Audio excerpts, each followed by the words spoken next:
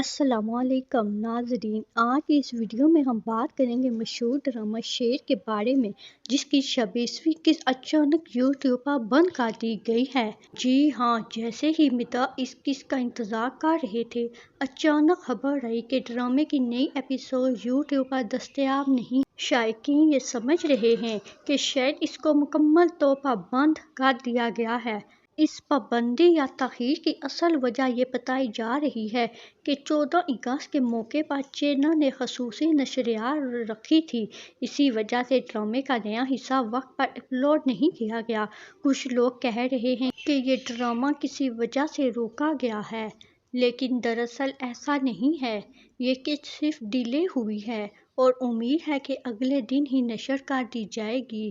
یعنی ناظرین کو پریشان ہونے کی ضرورت نہیں، ڈرامہ بینڈ نہیں ہوا بلکہ صرف وقتی طور پر روکا گیا ہے۔